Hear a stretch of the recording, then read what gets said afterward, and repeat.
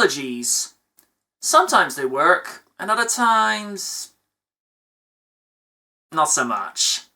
If you've been following my work since 2007, you'll be aware that I've been very candid of movies like Spider-Man 3, Iron Man 3, and one that Win and I don't care to acknowledge in the woeful 2001's Jurassic Park 3. One of the very few times that the third in a series has been satisfying was 1990's Back to the Future Part 3. Tying up the loose ends from what had started in Part 2 and sending the series out with a satisfying conclusion. And then we come to this review of 1993's Teenage Mutant Ninja Turtles 3, a sequel to 1991's The Secret of the Ooze. Well, after 27 years, has time been kind to this? Well, I can think of one way to find out as we go back in time once more. One of the problems that this movie faced after the second was, where could the story go? The Shredder was gone, the foot was diminished. What could they do? I'm not entirely sure if the time travel aspect is something I would automatically think of when concerning the heroes in a half-shell, but for the way the brothers play out their mission in feudal Japan does make for some amusing moments. In a similar nature to that of Marty McFly from Back to the Future is using the man out of time scenario. Because here are four brothers that were born and raised in, at the time, modern 1990s New York, where they've been around technology and pizza, and so to be in an environment where they don't have their usual creature comforts make for some interesting setups. If you look at Donatello, for example, a guy who loves technology, him being in a world where he has no microchips to work with has him feeling at a loss because he's out of his element. You can apply that same thinking to Kenshin, Lord Norinaga's son. He's in a world he doesn't understand, from leather jackets, TVs, talking turtles, and a rat. The Honor Guards are a different story with Casey Jones, as they see hockey games on TV and only reenact the brawl segments when Casey is trying to teach them the sport, with amusing results. I think the biggest takeaway from this movie are the arcs that Michelangelo and Rafael go through, respectively. We had seen over the first two movies how Leonardo and Donatello went through their character arcs focused on Leo having to step up as the head of the family in Splinter's absence, and Donnie having his spot to shine in Secret of the Ooze in being the assist to Professor Jordan Perry to creating the anti-mutagen. In this third installment, we see a continuation of Raph's arc that began in Secret of the Ooze with him acting as a mentor to Kino, and now acting as a surrogate big brother to Yoshi and teaching him how to use a yo-yo and fly a kite, as well as trying to emphasize that fighting is when you have no other choice. I did find it ironic for him to teach Yoshi to watch his temper when Raph is not exactly known for good anger management skills. With Mikey, I found it refreshing that some character development was given to him, as the first two movies just saw him as the pizza and party loving guy that was the goofball of the group. Here, it was interesting to see him form a bond with Mitsu and feeling conflicted when it hits him that he wouldn't see her again when he went back to the future. I think some people can relate to this, as we found ourselves in situations that you meet someone that you feel a connection with and you don't feel like leaving, but you know you have to. Although, he does have some good comedic moments, especially when he's trying to make pizza in the past. Pizza. Got that, dude? Pizza.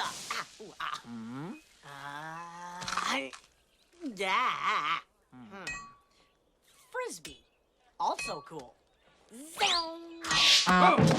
The villains just come across as one-note and boring. Now, I appreciate that there's historical accuracy where Japan was trading with Britain around the 17th century, but the dialogue they're given just does a disservice to the movie, with Walker's men being nothing more than motifs of the Three Stooges and Walker just being a stuck-up British evil stereotype, which hasn't aged well. So, to summarise, the arcs that the brothers and Kenshin go through respectively in the different time eras work well, but the rest of it just comes off as contrived and disappointing. For his third and final appearance as Leonardo in live action, he gives a good performance, despite that he almost feels like a background character as most of the development focused more on Raphael and Michelangelo.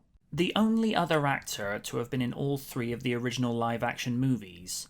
This movie gives this turtle the most to work with, since it actually evolves his character to where he is actually faced with a choice at the end that he doesn't want to make. Robbie gives his best performance as Mikey, still being the lovable goof, but also seeing him form a bond with someone other than his family and April. Tim replaces Laurie Faso as the voice of Rafael, meaning that Raph had been played by 3 different actors in the original trilogy. Given how the voices were similar to Joe Pesci from the first movie, it doesn't take you out of the movie as a distraction. He gives a good performance concluding Raph's journey in the live-action trilogy. The Feldster returns as the purple-wearing bandana turtle. Not seen since the first movie, as Donnie was voiced by Adam Carl in Secret of the Ooze. He does well making Donnie the voice of reason when he underlines that they have to go back to the future and not interfere with the past when they have the scepter back. Paige reprises her role as the Channel 3 news reporter where, like her turtle friends, she's out of her element in the past, and like Donnie, she acts as the voice of reason in why they can't stay in the 17th century, as it's the right thing to do. Elias returns for the first time since the original, playing dual roles as the vigilante Casey Jones and one of Walker's men. As good as his role is as Wit, I would have preferred to see more screen time as Casey, as I felt that role was heavily underutilized. Vivian gives a good performance acting as the object of Kenshin and Mikey's affection. I think the writing could have done with giving her more lines to work with, as she has limited dialogue compared to the rest of the cast.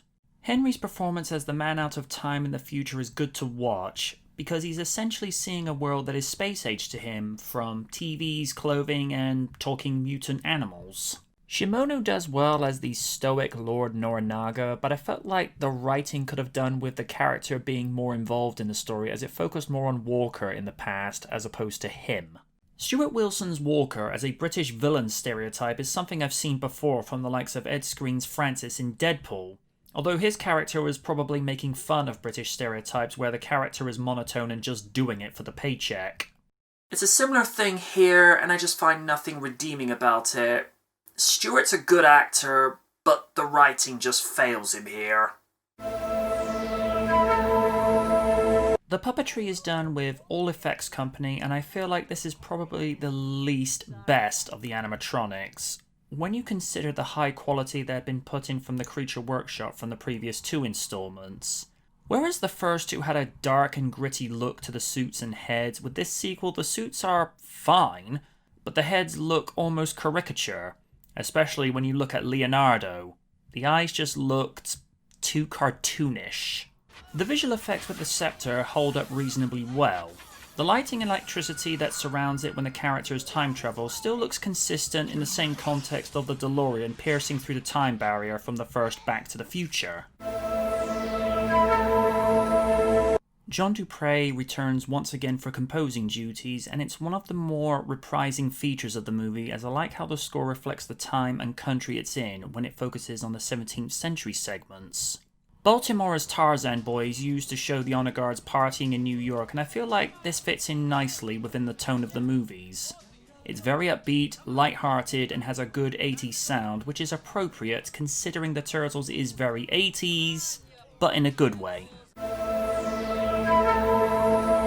The movie grossed a profit of $54.5 million against a budget of $21 million, making it the least profitable of the trilogy when you consider that the original grossed $202 million and Secret of the Ooze took in $78 million.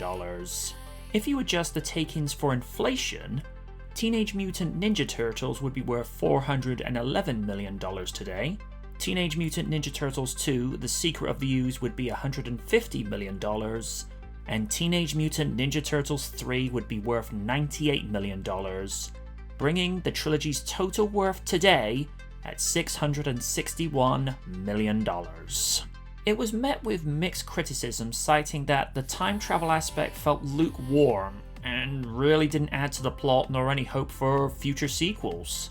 It was also criticised in the British version because at the time in the early to mid 1990s, weapons like Mikey's nunchuckers were forbidden because of the problem of ninjas at the time, which is something that the 1987 animated series suffered from as well. These censorships were removed when the movies were released on DVD in the 2000s. There was talk of a fourth movie entitled The Foot Walks Again, of which Peter Laird released concept that would have been known as TMNT The Next Mutation. There would be a live-action series called TMNT The Next Mutation when Saban acquired the rights to the franchise that also had a crossover episode in 1998, Power Rangers in Space. While that crossover episode wasn't bad, the live-action series is not fondly remembered, mainly due to the inclusion of Venus de Milo, aka the Turtle Sue to some members of the fandom. There wouldn't be another Turtles movie until 2007 CG movie TMNT, in which that movie loosely carries over aspects of the live-action series with a confrontation that had been building between Leo and Raph for some time. The movie has been enjoyed on VHS, Laserdisc, DVD, and Blu-ray since 1993. I'm MJ Knight, and we went back in time for Teenage Mutant Ninja Turtles 3.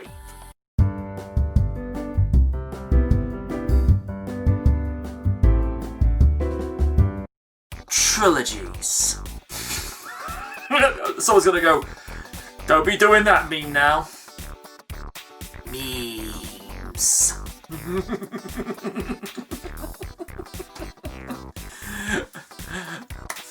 Just this one for Raiden. Pulfig.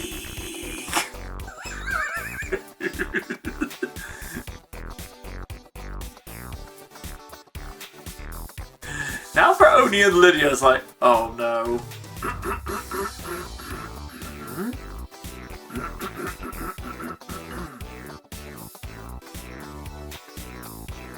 No. No.